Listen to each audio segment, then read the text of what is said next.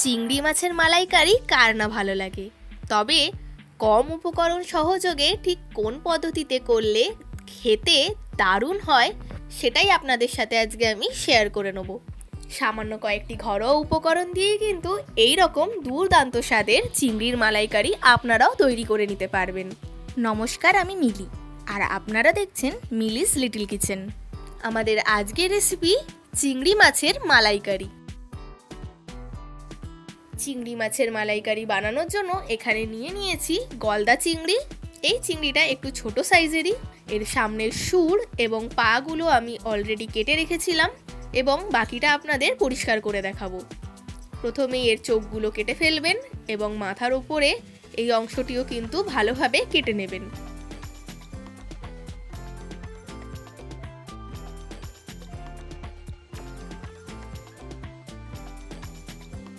এরপর পিঠের ওপর থেকে এইভাবে লেজের আগে অবধি কেটে ফেলবেন। পুরোটা কাটার দরকার নেই। এবার দেখুন, এই কালো অংশটি কিন্তু হলো চিংড়ি মাছের ইন্টেস্টাইন। এটা কিন্তু আপনারা বাদ দিয়ে দেবেন। এটা রাখলে কিন্তু পেট খারাপের সম্ভাবনা হয়ে থাকে।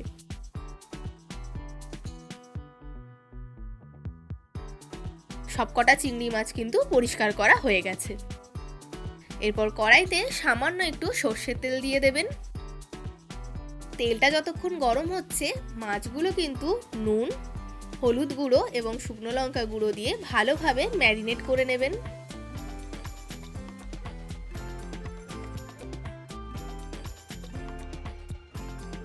এরপর তেলটা গরম হয়ে গেলে দুটো দুটো করে চিংড়ি মাছ কিন্তু ভেজে নেবেন।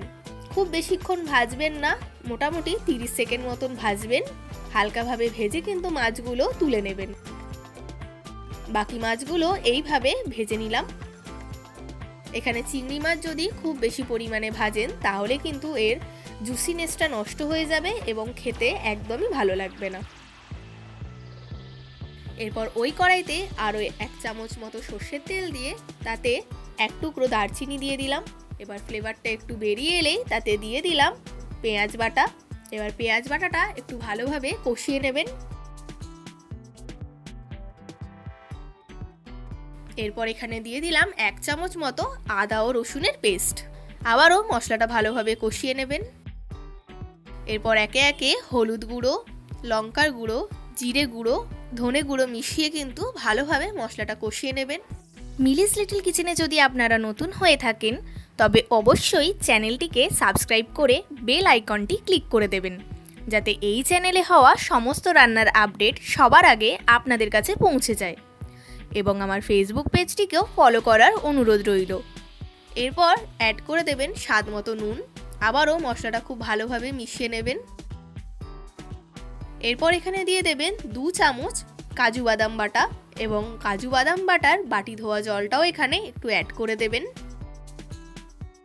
এবার যতক্ষণ গ্রেভিটা ফুটছে ততক্ষণ কিন্তু নারকেলের দুধটা আমাদের তৈরি করে নিতে হবে। এখানে অর্ধেকটা নারকেল গ্রেট করে রেখেছিলাম। এবার একবার ব্লেন্ড করে নেবেন।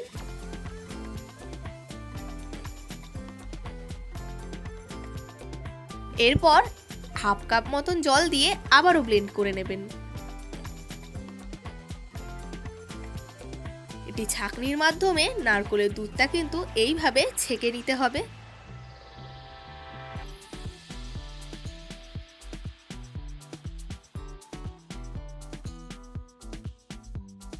দেখুন, আমাদের নারকেলের দুধ কিন্তু একদম তৈরি। গ্রেভিটা দেখুন অলরেডি তেল ছাড়তে শুরু করে দিয়েছে। এই সময় কিন্তু নারকেলের দুধটা অ্যাড করে দেবেন। ভালোভাবে গ্রেভিটা মিশিয়ে নেবেন।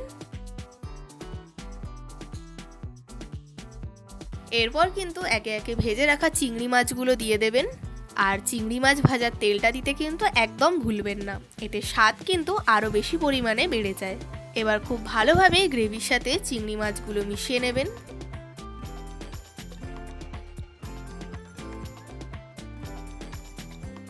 ফিনিশ করবেন সামান্য একটু গরম মশলা আর 1 চামচ মতো ঘি দিয়ে। আমাদের চিংড়ি মাছের মালাইকারি কিন্তু একদম রেডি। দেখতেই পারছেন মাছগুলো কিন্তু পারফেক্টলি কুক হয়েছে। একদম কম সময়ে কিন্তু এরকম একটি দুর্দান্ত স্বাদের রেসিপি তৈরি হয়ে গেল। তাহলে আপনারাও আমার মতন করে একবার চিংড়ি মাছের মালাইকারি তৈরি করে দেখুন। আশা করছি আপনাদের এই স্বাদটি ভালো লাগবে। আবার আপনাদের সাথে আমার দেখা হবে নেক্সট ভিডিওতে নতুন একটি রান্নার সঙ্গে। আপনারা ভালো থাকবেন, সুস্থ থাকবেন এবং এইভাবেই আমাকে সাপোর্ট করে যাবেন। আমার আজকের এই রান্নাটি যদি আপনাদের ভালো লেগে থাকে এবং সহজ বলে মনে হয়ে থাকে তাহলে অতি অবশ্যই একটি লাইক দিয়ে যাবেন এবং কমেন্ট করে জানাতে কিন্তু ভুলবেন না।